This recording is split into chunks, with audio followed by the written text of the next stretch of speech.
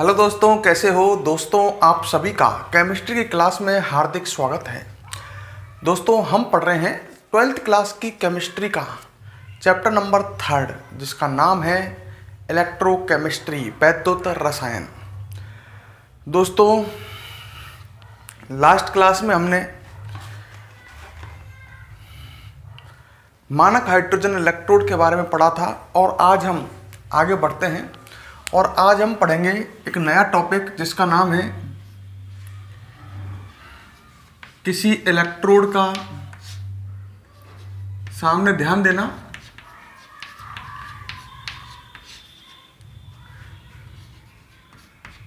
अपचयन विभव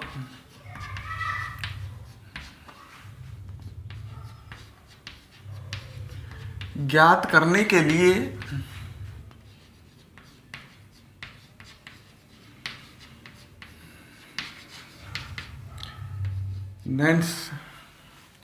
किसी इलेक्ट्रोड का अपचयन विभव ज्ञात करने के लिए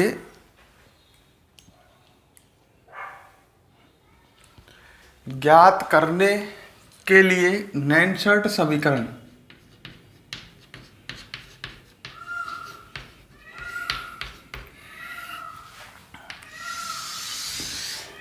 तो आज का टॉपिक है किसी इलेक्ट्रोड का अपचयन विभव ज्ञात करने के लिए नैनसर्ट समीकरण। दोस्तों, आपको पिछली क्लास में याद होगा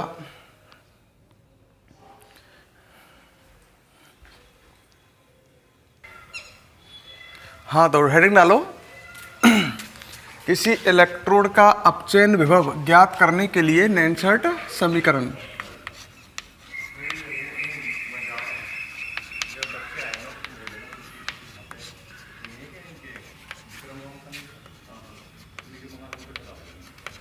ठीक है,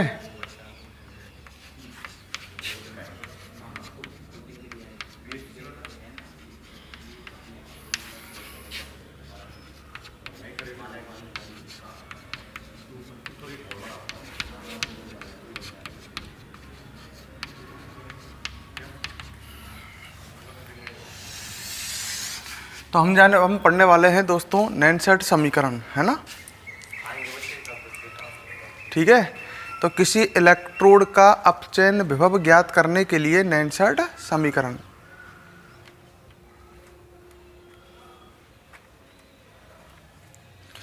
अब देखो इधर, एक आपने ध्यान करो, जैसे किसी धातु की छड़ को, मान लो ये कोई एम धातु की छड़ है और इस धातु की छड़ को उसी धातु आयनों वाले विलयन में रखा।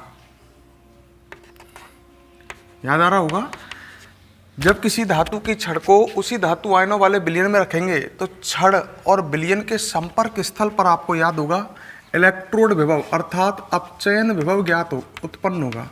याद है, यदि किसी धातु की छड़ को उसी धातु आयनों वाले विलयन में रखें तो छड़ और विलयन के संपर्क स्थल पर अपचयन विभव उत्पन्न होगा।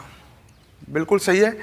इस अपचयन विभव का मान हम मानक हाइड्रोजन इलेक्ट्रोड की सहायता से ज्ञात कर सकते हैं। आपको याद आ गया होगा, मानक हाइड्रोजन इलेक्ट्रोड ले अपन, और उस मानक हाइड्रोजन इलेक्ट्रोड की सहायता से लास्ट क्लास हम इस इलेक्ट्रोड पर उत्पन्न अपचयन विभव ज्ञात कर सकते हैं। ठीक है, तो मेरी बात को आप ढंग से समझ लो।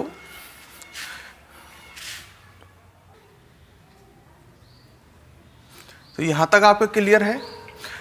किसी धातु की छड़ पर जो अपचयन विभव उत्पन्न होता है उसको हम मानक हाइड्रोजन इलेक्ट्रोड की सहायता से ज्ञात कर सकते हैं, जो हमने पिछली क्लास में पढ़ा था। पर अब हम एक नई चीज पढ़ने जा रहे हैं। एक समीकरण का जिक्र हुआ है, नैनसर्ट समीकरण। ठीक है, और इस नैनसर्ट समीकरण की सहायता से भी हम यहां इस धातु की बाहरी सतह पर जो अपचयन विभव उत्पन्न हुआ है उसको हम नैनसर्ट समीकरण की सहायता से भी ज्ञात कर सकते हैं। मेरी बात सुन लो, तो दोबारा समझो। किसी धातु की छड़ को उसी धातु आयनों वाले विलयन में रखा गया तो इस धातु की बाहरी सतह पर जो अपचयन विभव उत्पन्न हो रहा है उसको मानक हाइड्रोजन इलेक्ट्रोड की सहायता से ज्ञात कर सकते हैं। क्लियर। पर आपके मानक हाइड्रोजन इलेक्ट्रोड नहीं है। एक वैज्ञानिक ने, नैनसर्ट नाम के वैज्ञानिक ने एक समीकरण दी थी उस समीकरण की सहायता से भी हम किसी इलेक्ट्रोड पर उत्पन्न अपचयन विभव को ज्ञात कर सकते हैं। क्लियर। अब वो नैनसेट समीकरण क्या है, इधर देखो। वो नैनसेट समीकरण ये है, ई रिडक्शन बराबर ढंग से समझना, E naught reduction minus R T upon N F, ठीक है, log 10 log E उत्पाद की सांद्रता बटे क्रिया कारक की सांद्रता है। तो पहले क्लियर कर लो, ये नैनसेट समीकरण है और इस नैनसेट समीकरण की सहायता से हम किसी इलेक्ट्रोड पर उपस्थित अपचयन विभव को ज्ञात कर सकते हैं, इलेक्ट्रोड पर उत्पन्न अपचयन विभव को ज्ञात कर सकते हैं। इसमें सभी सिंबलों को समझो। पहला सिंबल दिख रहा होगा आपको, इसमें ई रिडक्शन दिख रहा है क्या, ये ई रिडक्शन, इसका मतलब है इलेक्ट्रोड का अपचयन विभव। मैंने यही तो कहा था अभी थोड़ी देर पहले, अपचयन विभव ज्ञात करने के लिए ये समीकरण है। तो इसमें ई रिडक्शन आप समझ गए, ई रिडक्शन का मतलब है इलेक्ट्रोड का अपचयन विभव। एक एक सिंबल को ढंग से समझो, ये नैनसेट समीकरण है तो ई रिडक्शन है, इसमें इलेक्ट्रोड का अपचयन विभव। ई नॉट रिडक्शन क्या है, ई नॉट रिडक्शन है इलेक्ट्रोड का मानक अपचयन विभव, इलेक्ट्रोड का मानक अपचयन विभव, सही है। मानक अपचयन विभव का मतलब समझ गए, जब इलेक्ट्रोड को 1 m सांद्रता के विलयन में रखा जाए तो उत्पन्न विभव जो होगा वो मानक अपचयन विभव होगा, सही है। अच्छा, R एक सार्वत्रिक नियतांक है, R एक सार्वत्रिक गैस नियतांक है, ऐसे कह देते हैं, जिसका मान होता है 8.314। ये पहले भी आया है और यहाँ पर R है जो एक नियतांक है जिसका मान 8.314 होता है, सही है। क्लियर है मेरे बात। R का मान 8.314। इसमें T ताप है केल्विन में, सही है। अगर ताप नहीं दिया जाए, यदि आपको ताप नहीं दे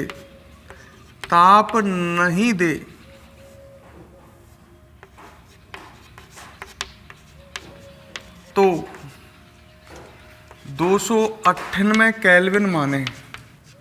जैसे उसने मान लो आपको एक क्वेश्चन दिया और उसमें टेम्परेचर नहीं दिया, तो टेम्परेचर नहीं देंगे तो आप उस समय टेम्परेचर मानोगे 25 डिग्री सेल्सियस, कमरे का ताप जो होता है, और 25 डिग्री सेल्सियस को आप केल्विन में कन्वर्ट करोगे तो 298 केल्विन आ जाएगा।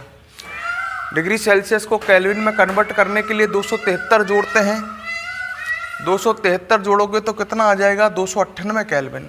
अगर ताप नहीं दिया है तो 298 केल्विन माने। एन आया एक एन है स्थानांतरित इलेक्ट्रॉनों की संख्या। एक बार सभी को समझो, पीछे समझ में आएगा। पहले तो इस नैनसेट समीकरण में जो भी सिंबल हैं इनका मतलब समझो। एन है स्थानांतरित इलेक्ट्रॉनों की संख्या,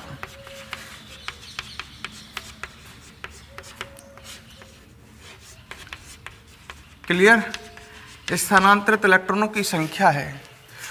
अब इसमें लॉग बचा, ई बचा, बेस है ही तो, और पी और आर बचे, इनको भी समझ लो। पी है उत्पाद की सांद्रता, पी मतलब प्रोडक्ट, तो P का मतलब है यहाँ पर उत्पाद की सांद्रता, और R है यहाँ पर क्रिया कारक की सांद्रता, R है यहाँ पर क्रिया कारक की सांद्रता। तो इस नैनसेट समीकरण में जो भी सब चीज़ है मैंने आपके सामने लिख दिया है। ई रिडक्शन ये है इलेक्ट्रोड का अपचयन विभव, ई नॉट रिडक्शन इलेक्ट्रोड का मानक अपचयन विभव, R एक नियतांक है, सार्वत्रिक नियतांक बोल देते हैं या इसे सार्वत्रिक गैस नियतांक बोल देते हैं। टी है ताप केल्विन में, एन है स्थानांतरित इलेक्ट्रॉनों की संख्या, एक और रह गया फैराडे, एफ है फैराडे, इधर लिख देता हूं, एफ है फैराडे, ठीक है, जिसका मान होता है 96,500 कूलाम प्रति मोल, ये इसका मात्रक है, ठीक है। तो एफ का मान है 96,500। आपने पढ़ा होगा फैराडे, नहीं पढ़ा तो आज सुन लो। फैराडे जो होता है, एक मोल इलेक्ट्रॉनों का आवेश होता है। जैसे मान लो आपके पास एक मोल इलेक्ट्रॉन है तो उनका आवेश होगा 96,500 कूलाम। एक मोल इलेक्ट्रॉन अगर आप ले लेंगे ना तो उनका आवेश होता है 96,500 कूलाम। इसलिए फैराडे का मान होता है, फैराडे का मात्रक होता है कूलाम प्रति मोल, मतलब एक मोल इलेक्ट्रॉनों का आवेश है ये। तो फैराडे का मान आप याद रखें 96,500 कूलाम, ठीक है। और अब इसमें आप सब चीज समझ गए होंगे। पी है उत्पाद की सांद्रता और आर है क्रियाकारक की सांद्रता। तो ये नैनशर्ट समीकरण है। पहले तो एक काम करो, आप इसको ऐसे के ऐसे नोट करें, फिर हम इसे आगे और डिटेल में पढ़ेंगे ताकि हमारे समझ में आए। नोट करें।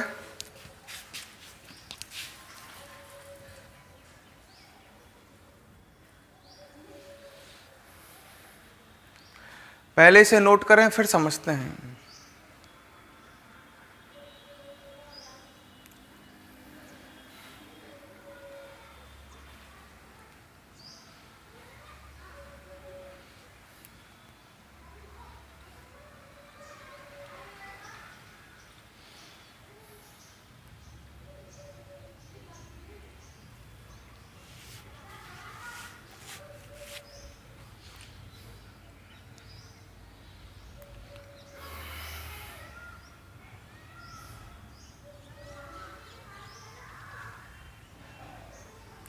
नोट कर लो फिर आगे बढ़ते हैं।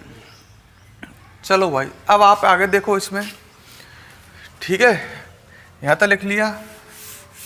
तो ये नैनशर्ट समीकरण है, इसकी सहायता से किसी इलेक्ट्रोड का हम अपचयन विभव ज्ञात कर सकते हैं। ये नैनशर्ट समीकरण नैनशर्ट नामक वैज्ञानिक ने दी है।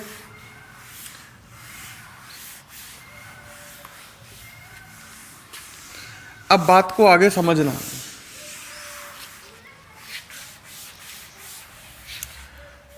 सामने ध्यान दो, देखो अब इसमें इस नैनशर्ट समीकरण में कुछ के मान फिक्स हैं, जैसे आर का मान, टी का मान, ताप, भाई ताप आपको देगा नहीं तो ताप का मान 298 केल्विन हो जाएगा, फैराडे का मान 96,500 हो जाएगा। तो इनके मान हम रख सकते हैं, सही है।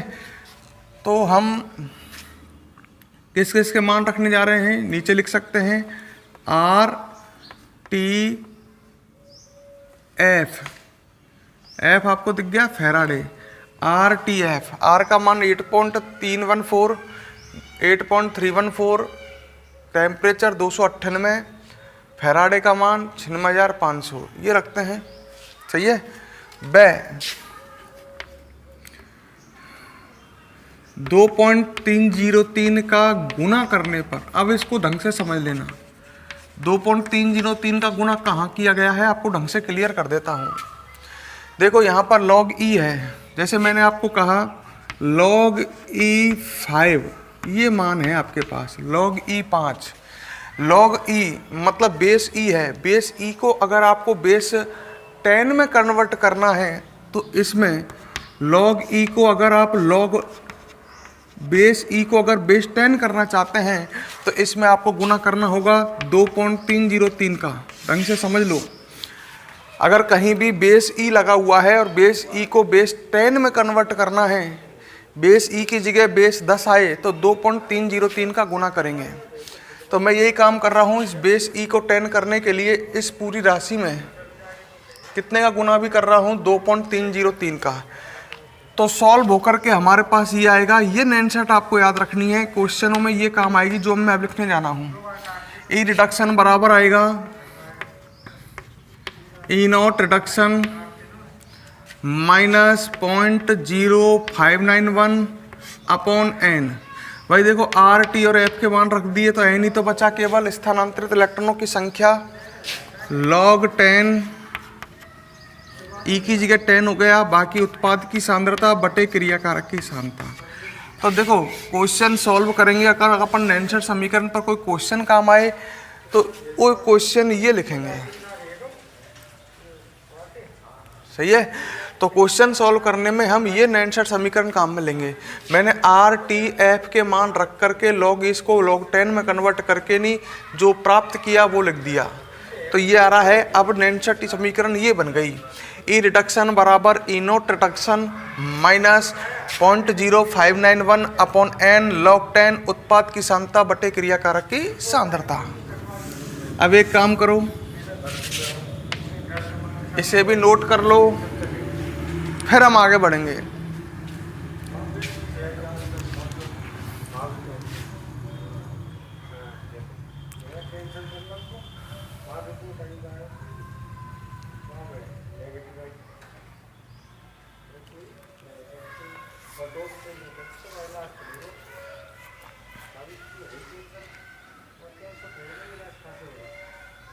लिख लिया। अब मैं आपको एक बात बताता हूं जिसको आप ढंग से सुनना, बहुत ही ढंग से समझना। ये नेंसर्ट में आप एक देख रहे हो, इसमें यहाँ पर बड़े ध्यान समझना, उत्पाद की सांद्रता बटे क्रियाकारक की सांद्रता आ रहा है। इसका मतलब आपको एक रिएक्शन की जरूरत पड़ेगी। जैसे मान लो ये रिएक्शन है, तो उत्पाद तो ये हो गया बी और ये हो गया क्रियाकारक। उत्पाद की सांद्रता बटे क्रियाकारक की सांद्रता आएगी, ये तो फिक्स है ना, इसमें बड़े ध्यान से समझना। अच्छा, तो हमें एक अभिक्रिया की जरूरत पड़ेगी। तो एक बात जो आपको हमेशा याद रखना है, इस नेंसर्ट समीकरण के लिए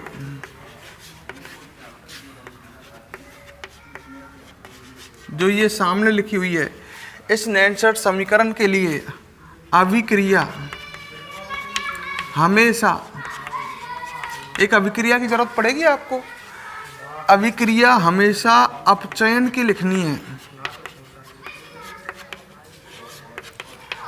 बड़े ध्यान से सुन लो, अभिक्रिया अपचयन की लिखनी है, क्योंकि ये अपचयन विभव के लिए है। ये ई रिडक्शन, आप अपचयन विभव ज्ञात कर रहे हो, और अपचयन विभव जब ज्ञात कर रहे हो तो अभिक्रिया भी आपको किसकी लिखनी है, अपचयन की लिखनी है।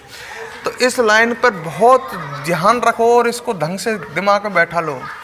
ये नेंसर्ट समीकरण जब भी आप लिखोगे तो आपको, नेंसर्ट समीकरण जब भी आप यूज में लोगे तो आपको एक अभिक्रिया की जरूरत पड़ेगी, और वो अभिक्रिया हमेशा आपको किसकी लिखनी है, अपचयन की ही लिखनी है।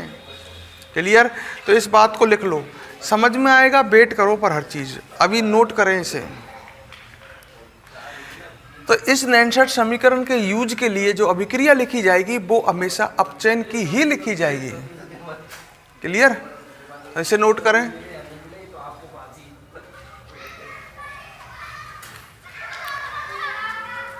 नोट कर लें।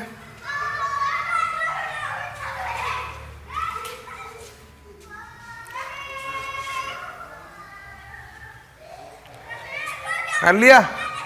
अब मैं आपको कुछ क्वेश्चन कराता हूं जिससे ये समझ में आए कि कैसे होगी। चलो भाई, क्वेश्चन लिखना और इस नेंसर्ट समीकरण का यूज करके देखेंगे कि ये कैसे काम में आएगी।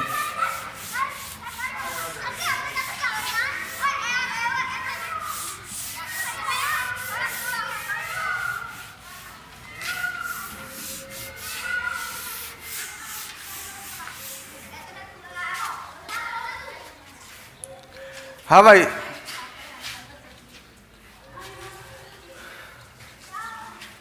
चलो इसके लिए क्वेश्चन करते हैं। कुछ क्वेश्चन लिखो, लिखो क्वेश्चन लिखो। निम्न सेल आरेख के आधार पर, निम्न सेल आरेख के आधार पर, क्वेश्चन लिखो मेरे संग संग। निम्न सेल आरेख के आधार पर सेल का अपचयन विभव ज्ञात करो।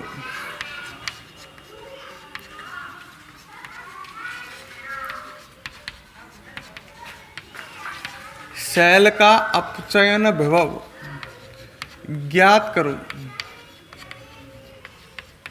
देख लो क्वेश्चन अपचयन विभव ज्ञात करवा रहा है।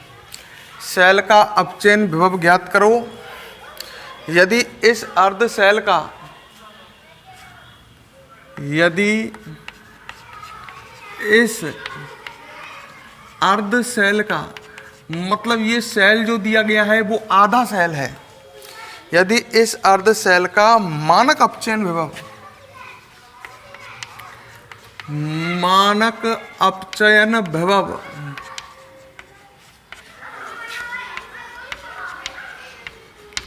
मानक अपचयन विभव 0.34 वोल्ट हो, सही है। और ये सेल आरेख दे रखा है नीचे Cu+2/Cu,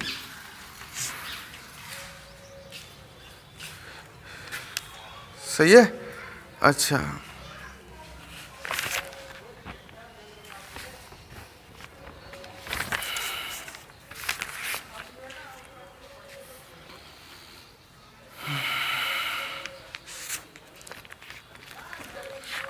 कर लो कुछ हो जाए तो।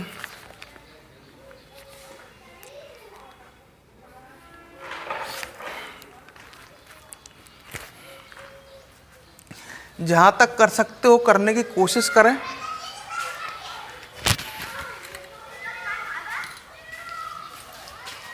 ठीक है, जहां तक ही हो जाए वहां तक इसे करने की कोशिश करें।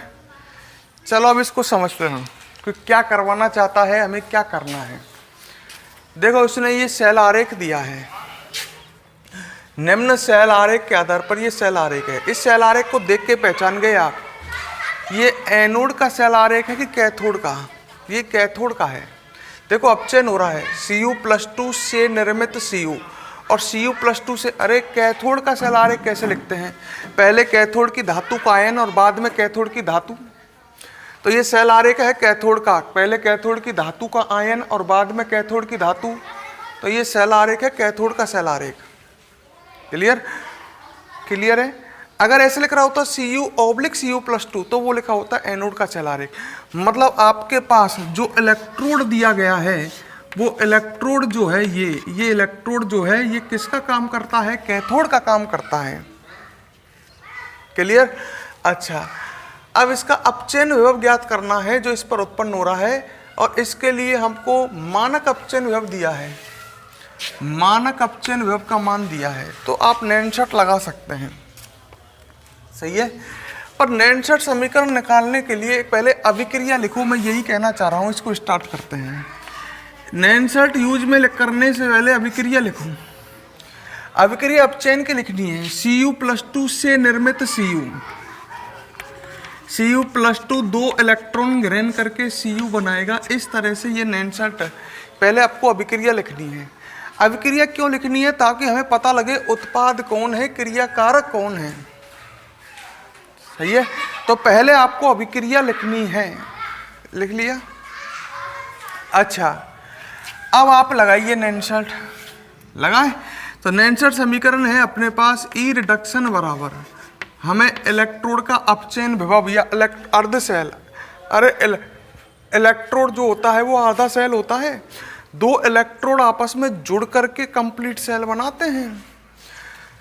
तो E रिडक्शन बराबर क्या समीकरण आएगी काम में? E0 reduction minus 0.0591/n log 10 उत्पाद की सांद्रता बटे क्रियाकारक की सांद्रता। ये काम में लोगे।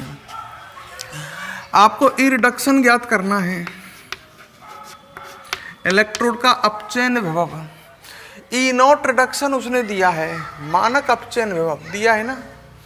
मानक अपचयन विभव कितना दे रखा है? 0.34 वोल्ट। आप देख लो, ये रख रहा माइनस 0.0591/n। n है स्थानांतरित इलेक्ट्रॉनों की संख्या। ये आपको अभिक्रिया में मिलेगी। स्थानांतरित इलेक्ट्रॉनों की संख्या आपको किस में मिलेगी? अभिक्रिया में मिलेगी। जब भी तो मैं कह रहा था कि पहले आप अभिक्रिया लिखा करो, क्योंकि अभिक्रिया में लिखी होगी स्थानांतरित इलेक्ट्रॉनों की संख्या।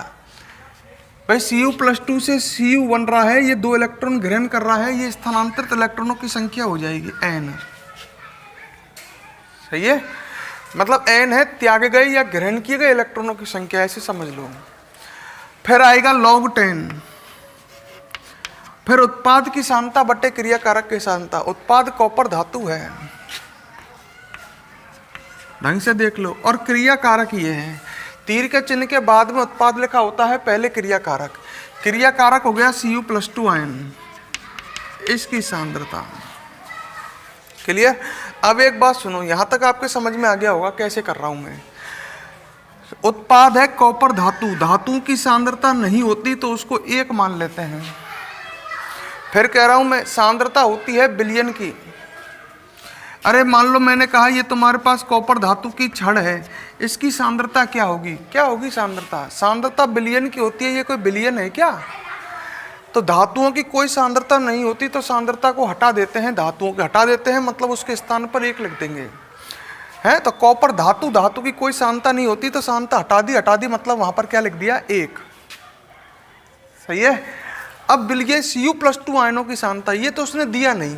मान लो वो ऐसे लिख देता तुम्हारे सामने, ढंग से देखो, मैं इसमें करेक्शन कर रहा हूं, और यहां लिख देता 0.1। ये सेल आरेख आपको देता, मान लो Cu+2 0.1 Cu, 0.1 m। बात को ढंग से सुन लो, Cu+2 0.1 m। अब आपको ये जो लिख रही है ये कैथोड के विलयन की सांद्रता ही तो है, कैथोड के आयन के बगल में लिख रही है। तो ये कैथोड के विलयन की, या हम कह दें ये Cu+2 आयनों की सांद्रता है। तो यहाँ पर आ जाएगा कितना? 0.1। तो फिर सॉल्व हो जाएगा। मतलब मैं सिंपल सी बात कहूँ कि जो ये अर्ध सेल है, इसमें जो विलयन है, इस अर्ध सेल में जो विलयन है, उस विलयन की सांद्रता, इस अर्ध सेल में जो विलयन है उस विलयन की सांद्रता कितनी है? 0.1 है। क्लियर। तो ये विलयन की सांद्रता 0.1 हमें काम में लेनी है। 0.34 माइनस 0.0591/2 log 10। अब उत्पाद तो ठोस है तो इसकी सांद्रता तो 1 हो जाएगी धातु की, और विलयन Cu+2 आयनों का है तो यहाँ पर विलयन की सांद्रता 0.1 होगी। अरे ये कैथोड के विलयन की सांद्रता है, वही तो कॉपर के आयनों की सांद्रता होगी, है। तो 0.1 कितना हो जाएगा? ये log 10 बन जाएगा। आपको ढंग से समझ के होंगे मेरी बात। इसको सॉल्व करें तो वो log 10, और तुमने कभी पढ़ा होगा log 10 का मान कितना होता है? 1 होता है। मैथ में जरूरत पड़ती है, log 10 का मान कितना होता है? 1 होता है। 0.1 से 1 ऊपर log 10 आ जाएगा, और log 10 का पूरे का मान कितना हो जाएगा? फिर 1। तो इसका मान 1 हो गया। सही है। बाकी आप इसको सॉल्व कर करके ई रिडक्शन का मान निकाल सकते हैं। 0.34 माइनस 0.06 के आसपास है ये, 0.059 मतलब 0.06 है। तो इसमें 2 का भाग देंगे तो कितना बचेगा? लगभग 0.03, और 0.34 में से 0.03 गया तो मुझे ऐसा लगता है बचेगा 0.31, 0.31 वोल्ट। सही है क्या? कितना बचेगा? 0.31 वोल्ट। तो इस तरह से हम इजीली इसको सॉल्व कर सकते हैं, ऐसा कोई कठिन नहीं है। तो देख लो इसमें मैंने क्या किया है, आप एक बार इसे नोट करें फिर समझ में आएगा।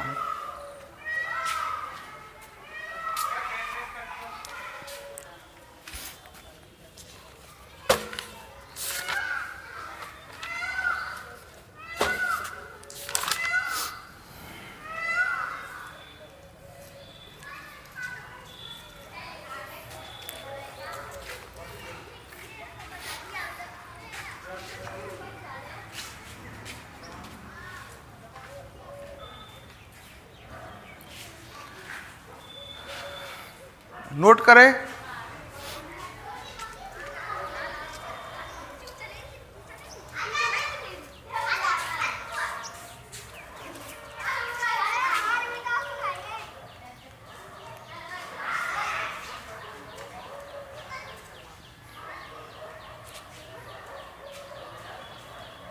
हाँ भाई, अब मेरी बात आगे सुने। देखो नैनसेट समीकरण के क्वेश्चन में आपको ये तो समझ में आ गया लॉग की आवश्यकता पड़ती है, और थोड़ा बहुत हमें लॉग आना चाहिए। तो मैं आगे आपको थोड़ा बहुत लॉग समझा देता हूँ। सही है। ताकि हमें नैनसेट समीकरण के जो क्वेश्चन हों उनको करने में आसानी रहे, तो थोड़ा बहुत हमें लॉग भी आना चाहिए।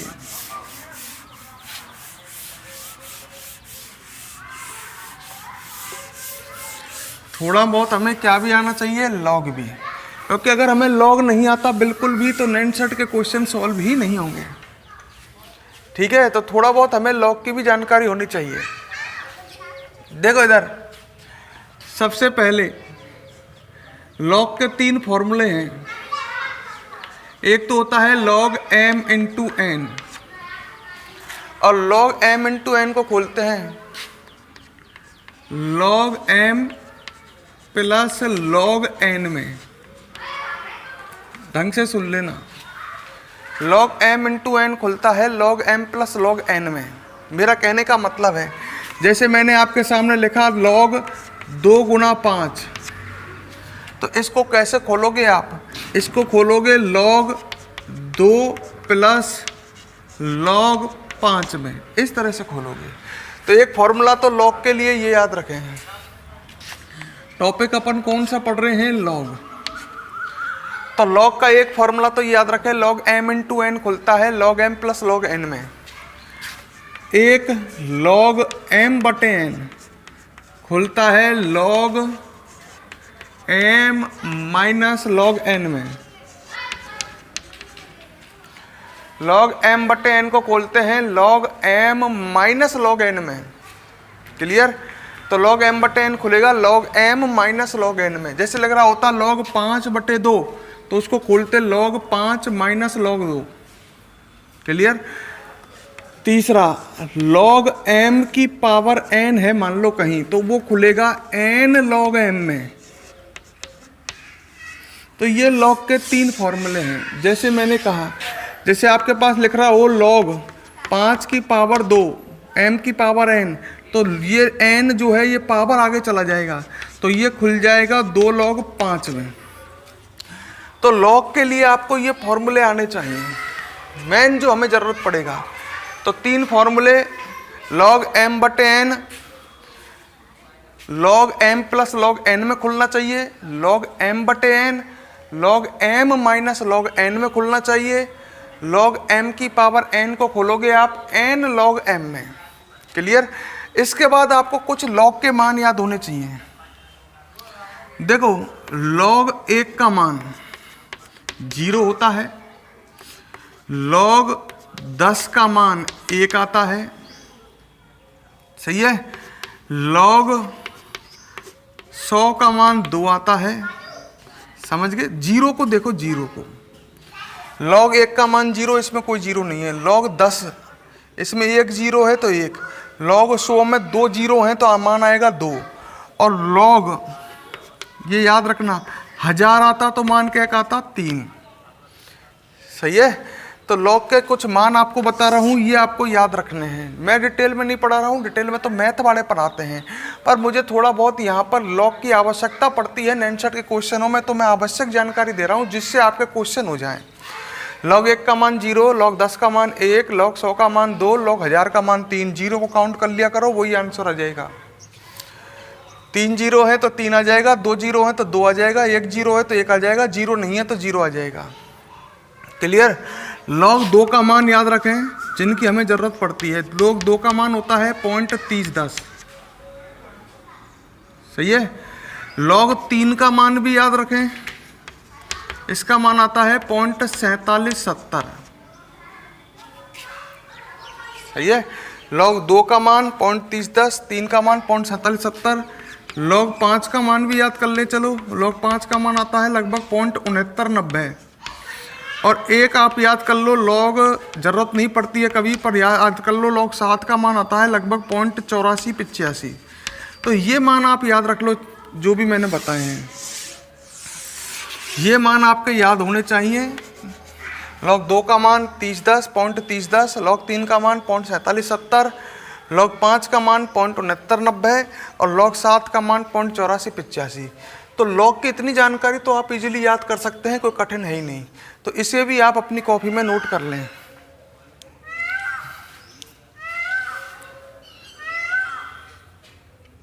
क्लियर? अब मैं आपको एक क्वेश्चन देता हूं, वो आपको ही सॉल्व करना है, पर इसे पहले नोट करें फिर आगे क्वेश्चन सॉल्व करेंगे।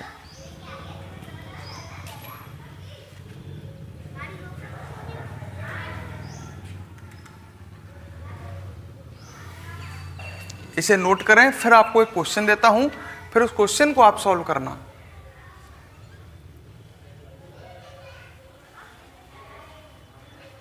ठीक है? अरे वीडियो को पॉज करके नोट कर लो, पॉज कर लो वीडियो को, फिर इसे नोट कर लो। कर लिया? चलो तो भाई एक क्वेश्चन लिखो, आप लिख लिए ईमान, पॉज करके वीडियो को पॉज करके फटाफट नोट कर लो। चलो भाई एक क्वेश्चन देता हूं। अब मैंने समझा भी दिया है कि नैनशर्ट समीकरण को कैसे यूज में लेना है, और एक क्वेश्चन देने जा रहा हूं और इस क्वेश्चन को आप सॉल्व करोगे। ठीक है? लिखो क्वेश्चन।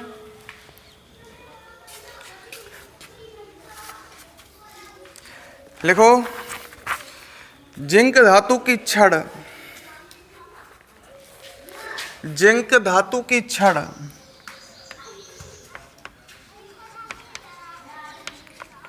जिंक धातु की छड़ है अपने पास, है ना, 0.01 मोलरता के ZnSO4 विलयन में रखी गई है। जिंक सल्फेट ZnSO4 विलयन में रखी हुई है।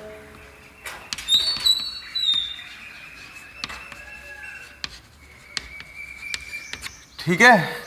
तो जिंक धातु की छड़ 0.01 मोलरता के जिंक सल्फेट के विलयन में रखी हुई है। इस निर्मित अर्धशैल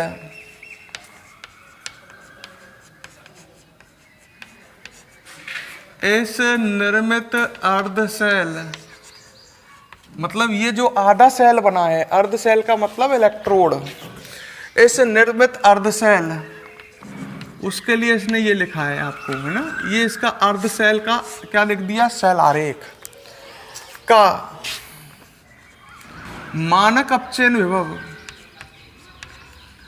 मानक अपचयन विभव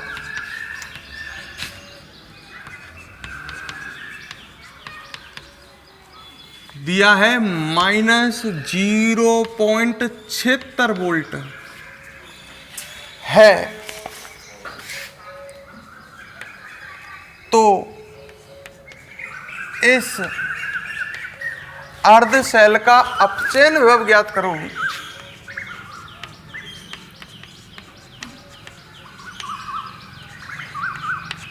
अपचयन विभव ज्ञात करो। शुरू हो जाओ। इस अर्धशैल का आपको अपचयन विभव ज्ञात करना है। अपचयन विभव ज्ञात करना है, नैनशर्ट का क्वेश्चन है। करते हैं, देखते हैं क्या करते हो आप, सही करते हो या गलत करते हो। पहले अभिक्रिया लिखना।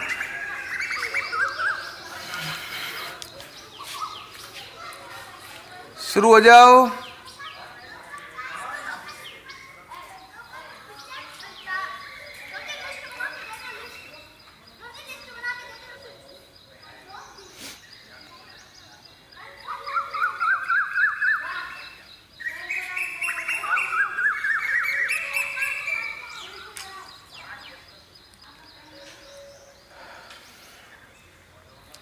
किया?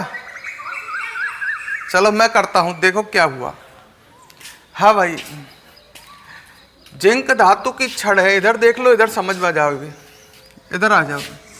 एक जिंक धातु की आपके पास छड़ है, ये जिंक धातु की छड़ है मान लो, और इसको जिंक सल्फेट के विलयन में रखा गया है। विलयन में रखा है जिंक सल्फेट के में, तो जिंक सल्फेट के विलयन में Zn+2 और SO4-2 आयन होंगे। ये जो अर्धशैल बना है, अर्धशैल का मतलब इलेक्ट्रोड, आधा ही सेल तो है ये, पूरा सेल में तो 2 इलेक्ट्रोड होते हैं। तो इस अर्धशैल का हमें ये दिया है शैल आरेख, और इस शैल आरेख को देख करके ये लगता है कि ये एनोड का शैल आरेख है, मतलब ये एनोड का कार्य करने वाला है। Zn से निर्मित अरे यार सेल आरेख को देख के नहीं पहचान सकते हो? पहले लिख रही है धातु फिर बाद में आयन, तो ये एनोड का सेल आरेख है और इसका मानक अपचयन विभव दिया है। अगर मतलब इसमें अगर ये विलयन जो होता है इसकी सांद्रता 1 एम होती तो मानक अपचयन विभव कितना होता? 0.76 वोल्ट। पर इस अर्ध सेल का अपचयन विभव ज्ञात करना है। इसकी विलयन की सांद्रता 0.001 है, समझ गए? 1 एम होती तो -0.76 आता। तो अपन के पास वही, पहले तो अभिक्रिया लिखा करो, मैं फिर कह रहा हूँ 69 समीकरण को यूज में लेने से पहले फिर दिमाग में बैठा लो, हमेशा अभिक्रिया लिखनी है। और 69 समीकरण आप कौन सी लगाने वाले हो? अपचयन विभव ज्ञात करने की, ई रिडक्शन वाला। तो अभिक्रिया भी हमेशा अपचयन की ही आएगी। फिर कह रहा हूँ दिमाग में बैठा लो। तो अभिक्रिया आएगी Zn+2 प्लस 2 इलेक्ट्रॉन से Zn। देखो इसको सेल आरेख से देख करके ये चल रहा है कि Zn से निर्मित Zn+2 है, पर यहाँ दोनों अभिक्रियाएं चलेंगी। Zn+2 से भी तो Zn बनेगा, Zn से Zn+2 बनेगा, अभिक्रिया तो दोनों चलेंगी। फास्ट कौन सी चलेगी? जब ये एनोड का काम कर रहा है तो Zn से निर्मित Zn+2। पर हमें जो हम 69 बार बार कह रहा हूं कि जो 69 आप काम में ले रहे हो, ये ई रिडक्शन वाली अपचयन विभव ज्ञात करने की, उसमें अभिक्रिया आपको अपचयन की लिखनी है। Zn से Zn+2 नहीं, Zn+2 से Zn लिखनी है। Zn+2 प्लस 2 इलेक्ट्रॉन Zn, अभिक्रिया अपचयन की ही लिखनी है। अब 69 लगा लो। ई रिडक्शन बराबर E naught reduction minus 0.0591 upon n log 10 उत्पाद की सांद्रता बटे क्रियाकारक की सांद्रता। सही है। ई रिडक्शन आपको ज्ञात करना है, इलेक्ट्रोड का अपचयन विभव बराबर ई नॉट रिडक्शन आपको लिखना है, मानक अपचयन विभव दिया है उसने -0.76 वोल्ट। सही है। -0.0591 अपॉन n, n है स्थानांतरित इलेक्ट्रॉनों की संख्या, ये रही 2 log 10 उत्पाद की सांद्रता, उत्पाद Zn है, बटे क्रियाकारक की सांद्रता। ये धातु है, धातु, इसकी सांद्रता आप 1 मान लोगे और Zn+2 आयनों की सांद्रता, इस विलयन की सांद्रता होगी जो 0.01 एम दी है। ये जिंक सल्फेट का विलयन उसने दिया है 0.01 एम, मतलब जिंक सल्फेट की जो सांद्रता होगी वही Zn+2 आयनों की होगी। एक जिंक सल्फेट का अणु एक Zn+2 आयन बनाता है। क्लियर? तो आप इसमें लिख दोगे फिर ई रिडक्शन बराबर, बड़े ध्यान से समझ लो, -0.76 माइनस 0.0591 अपॉन 2 log 10 उत्पाद 1 हो गया। Zn+2 की सांद्रता कितनी हो गई? 0.01, उस विलयन की सांद्रता है ये। तो आप लगा लो, इसको खोलोगे तो पॉइंट लग करके ऊपर 2 जीरो जाएंगी, हटेगा तो 100। log 100 का मान कितना? 100 में 2 जीरो है तो log 100 का मान 2 आ जाएगा। सॉल्व कर लो। ई रिडक्शन बराबर -0.76 माइनस 0.0591 अपॉन 2 log 100 है। अभी थोड़ी देर पहले मान बताए थे, log 100 का मान कितना आएगा? 2 आएगा।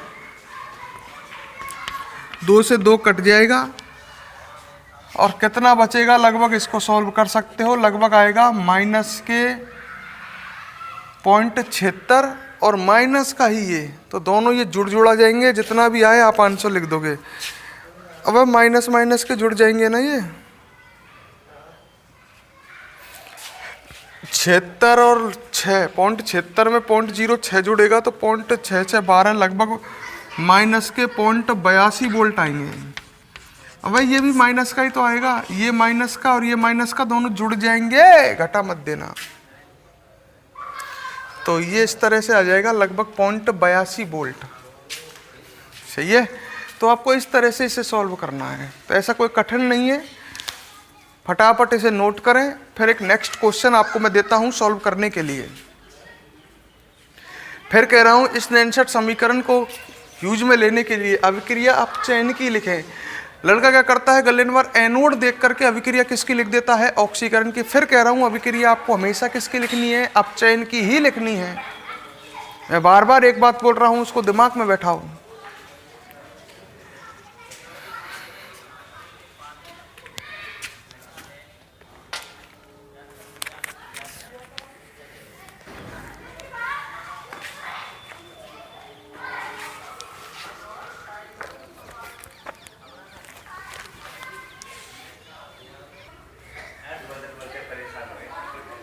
हाँ भाई, चलो भाई एक क्वेश्चन और करते हैं। ये लिख लिया हो तो लिखो, चलो एक क्वेश्चन और।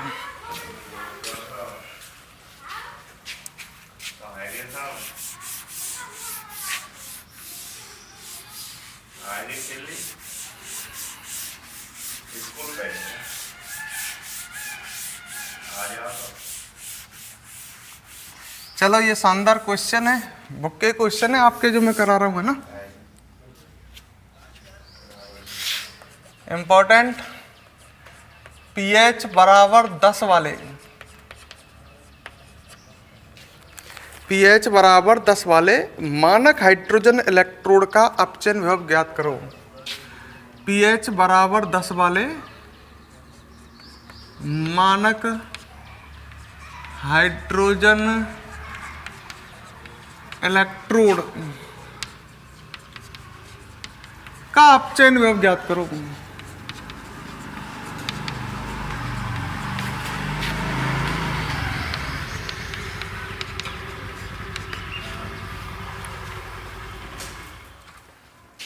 क्लियर? तो पीएच 10 वाले मानक हाइड्रोजन इलेक्ट्रोड का क्या ज्ञात करना है, अपचयन विभव। हाँ भाई, तो इसको ढंग से समझ लेना भाई, ये आप पर होगा नहीं, मैं इसको समझाता हूं, आंसर देखो। ठीक है, आपको पीएच कितनी दे रखी है उसने, 10। पहले क्वेश्चन यहीं से चालू करते हैं। पीएच बराबर 10 है, तो इसका मतलब क्या है, इसका मतलब है अर्थात इस विलयन में H प्लस आयनों की सांद्रता है 10 की पावर -10 m। विलयन की पीएच 10 है। पीएच सुना होगा, पीएच अम्लीयता को प्रदर्शित करता है, क्षारीयता को प्रदर्शित करता है। अब उसने दिया है, मान लो पीएच का मान 10 दिया है, तो उसकी बात हमें माननी पड़ेगी, क्या करें, मजबूरी है। अब उसने हमें पीएच 10 दिया है, तो पीएच का मतलब है H प्लस आयनों की सांद्रता 10 की घात -10 है। ऐसे कहां से आया, इसको समझते हैं। देखो इधर सामने ध्यान दो, पीएच ज्ञात करने का फॉर्मूला ये होता है, इधर रफ में समझ लो, इधर आपके काम आएगा। पीएच का फॉर्मूला होता है -log10 H प्लस आयनों की सांद्रता। सही है, पीएच ज्ञात करने का फॉर्मूला ये है। पीएच ज्ञात करने का फॉर्मूला ध्यान से ढंग से देख लो, पीएच बराबर होता है -log H प्लस आयनों की सांद्रता। पीएच का मान उसने 10 दिया, तो 10 बराबर कितना हो जाएगा, -log10 H प्लस आयनों की सांद्रता। सही है, पीएच का मान 10 दिया है, तो 10 हो गया ये। अच्छा, अब मैं क्या करता हूँ, इस पूरी समीकरण में माइनस का गुणा कर देता हूँ, इधर भी और इधर भी। तो इधर हो जाएगा -10 बराबर, माइनस का गुणा होगा तो इधर को प्लस हो जाएगा, log10 H प्लस आयनों की सांद्रता। अरे इसको ऐसे भी तो लिख सकते हैं, माइनस को इधर लगाते हैं। अब इसको आप ढंग से देखो, इसको ये दिख रहा है, इसको मैं इस तरह से लिख दूं तो कोई बुराई है क्या, log10 H प्लस आयनों की सांद्रता बराबर -10। बात को हर स्टेप दोबारा समझ लो। पीएच का फॉर्मूला होता है, पीएच ज्ञात करने का -log H प्लस आयनों की सांद्रता। पीएच का मान उसने 10 दिया है, ये लिख दिया हमने, पीएच उसने 10 दिया है, 10 लिख दिया। 10 बराबर हो गया -log H प्लस आयनों की सांद्रता। माइनस का गुना कर दिया दोनों तरफ, -10 बराबर log H प्लस आयनों की सांद्रता। इसको उल्टा लिख दिया है, इस तरह से लिख दिया। अब एक बात बताओ मुझे, बड़े ध्यान से सुनना, तुमसे पूछूं मैं log 10 का मान कितना होता है, आपने पढ़ा है 1, पढ़ा या नहीं पढ़ा, पढ़ा है, अच्छा वेरी गुड। मैं आपसे पूछूं log 100 का मान कितना होता है, आप कहोगे 2। अब इनका मतलब समझो क्या कहना चाह रहा हूं मैं कह सकता हूं 10 की घात 2 बराबर 100, बोलो सही है क्या, इसका मतलब ऐसे लिख सकता हूँ क्या, log 100 का मान 2 पढ़ा है आपने, तो 10 की पावर 2 बराबर 100 होता है या नहीं होता, होता है। 10 की पावर 1 बराबर 10 होता है या नहीं होता, होता है। तो 10 की पावर -10 बराबर H प्लस आयनों की सांद्रता आएगी कि नहीं आएगी। अरे इसको सॉल्व कर रहा हूँ, दोबारा सुनो। 10 की पावर 2 बराबर 100 है ना, log 100 का मान 2 होता है, तो 10 की पावर 2 बराबर 100 आ जाएगा। इसी तरह 10 की पावर -10 बराबर H प्लस आयनों की सांद्रता आ जाएगी। तो मैं लिख सकता हूँ H प्लस आयनों की सांद्रता बराबर 10 की पावर -10, यही तो लिखा है मैंने। pH 10 दे रखी है, तो H प्लस आयनों की सांद्रता 10 की पावर -10 आएगी। उधर सॉल्व किया है मैंने, किस तरह से आएगी। pH अगर उसने 5 दे रखी होती तो H प्लस आयनों की सांद्रता आती 10 की पावर -5। तो हमें H प्लस आयनों की सांद्रता दे रखी है उसने इस तरह से। अच्छा, और इलेक्ट्रोड का मानक हाइड्रोजन इलेक्ट्रॉन का अपचयन विभव ज्ञात करना है। तो अपचयन विभव ज्ञात करवा रहा है, तो अभिक्रिया लिखोगे, पहले नेन सेट लगाओगे अपचयन विभव के लिए, पहले अभिक्रिया लिखोगे। मानक हाइड्रोजन इलेक्ट्रोड में अपचयन की अभिक्रिया लिखो। ध्यान करो वो पढ़ाई है, 2H प्लस 2 इलेक्ट्रॉन क्या बनेगा, H2 है। अपचयन की अभिक्रिया यही चलती है, याद कर लो, वहां लिख रही है मानक हाइड्रोजन इलेक्ट्रोड में अपचयन की अभिक्रिया। अभिक्रिया अपचयन की लिखनी है। और अब आप लगा दो ई रिडक्शन बराबर ई नॉट रिडक्शन, एंसर लगा रहा हूं मैं, -0.0591 अपॉन n log 10 उत्पाद की सांद्रता बटे क्रियाकारक की सांद्रता। अपचयन विभव ज्ञात करना है। अच्छा, इसका मानक अपचयन विभव 0 माना जाता है। ध्यान करो, ये तो स्टैंडर्ड है। मानक हाइड्रोजन इलेक्ट्रोड का मानक अपचयन विभव का मान 0 वोल्ट होता है, अपनी स्वेच्छा से माना गया था ये। -0.0591 अपॉन n का मान 2 हो जाएगा। n है स्थानांतरित इलेक्ट्रॉनों के संख्या, log 10 उत्पाद की सांद्रता, उत्पाद हाइड्रोजन गैस है, बटे क्रियाकारक की सांद्रता H प्लस आयनों की सांद्रता, गुणांक घातों में जाएगा भाई, क्योंकि ये H प्लस 2 गुने हैं तो H plus into H plus लिखता तो H प्लस का होल स्क्वायर आ जाता। सिंपल भाषा में कहूँ, उत्पाद की सांद्रता बटे क्रियाकारक की सांद्रता, गुणांक घातों में जाता है। अरे H प्लस 2 बार लिखता, H2 से 2 गुना है, 2 बार लिखता तो वो वर्ग में हो जाता ना। तो सिंपल से याद रखो, उत्पाद की सांद्रता बटे क्रियाकारक की सांद्रता लिखनी है, पर गुणांक जो है इनके वो घातों में जाएंगे, बड़े ध्यान से। अच्छा, H2 गैस है, गैस की भी कोई सांद्रता नहीं होती, 1 मान लेते हैं। अलग खाली तुम्हारे पास एक बर्तन में हाइड्रोजन गैस है, गैस की क्या सांद्रता होगी है, या नू कहूँ गैस की सांद्रता उनका दाब होती है, इस तरह से समझ लो। और आपको ध्यान होगा, मानक हाइड्रोजन इलेक्ट्रोड में जो हाइड्रोजन गैस है, 11वीं में मैंने बताया था, आप पढ़ो तो ढंग से, लास्ट में स्कूल बंद हुए थे उस समय, कि गैसों की सांद्रता उनके दाब भी होती है। और इसमें हाइड्रोजन गैस का दाब 1 atm है, तो इसमें हाइड्रोजन गैस की सांद्रता हम 1 atm नहीं लिख सकते। मानक हाइड्रोजन इलेक्ट्रोड है, उसमें हाइड्रोजन गैस था जो है वो एक दाब पर प्रभावित की गई थी, 1 atm पर, या एक बार दाब पर, तो हाइड्रोजन गैस की सांद्रता हम 1 atm लिख सकते हैं। गैसों की सांद्रता दाब भी तो होती है, ऐसे समझ लो। अच्छा, अब आपके पास हो जाएगा ये ई रिडक्शन बराबर, क्वेश्चन को देख लो, 0 माइनस 0.0591 अपॉन 2 log 10 1 atm, गैसों की सांद्रता दाब भी होती है। H प्लस आयनों की सांद्रता कितनी दे रखी है, H प्लस आयनों की सांद्रता 10 की पावर -10, 10 की पावर -10, घात कितना आ जाएगा, 2। क्लियर, 10 की पावर -10, घात 2 आ जाएगा। ये ऊपर 10 की घात, सही है। अब इसको चाहे तो ऊपर ले जा सकते हो, ये किस में कन्वर्ट हो जाएगा, 10 की पावर -10, 10 की घात -20 हो जाएगा ना, ये ऊपर जाएगा 10 की घात पावर 20 में हो जाएगा, और 20 को आप आगे ले जाओगे, गुना कर लो, क्या आएगा देखते हैं। चलो इसको सॉल्व करो, आगे क्या होता है। ई रिडक्शन बराबर क्या बचा, 0 का तो कोई मतलब नहीं है, इधर बचा -0.0591 अपॉन 2 log 10, 10 की पावर -20, ऊपर गया तो 10 की पावर 20, और log m की पावर n का फॉर्मूला है, n log m में खुलेगा ये, -20 ऊपर गया तो +20, m की पावर n log m में 20 आ जाएगा, आगे अरे ये किस में खुलेगा, log 10 10 की पावर 20, तो ये 20 log 10 में खुलेगा ना, m की पावर n, और log 10 का मान 1 हो जाएगा। तो इसको सॉल्व करोगे तो क्या आएगा, -0.0591/2 log,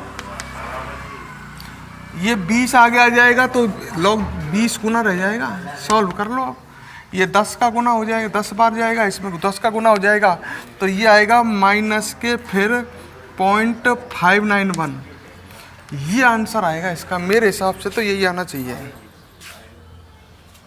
ठीक है, देख लो कैसे सॉल्व किया है, कैलकुलेशन थोड़ी सी जटिल है। क्लियर?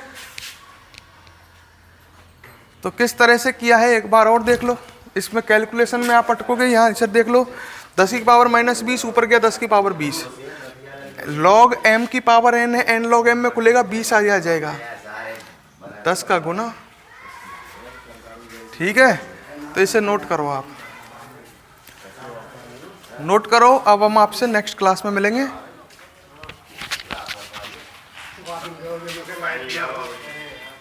क्लियर?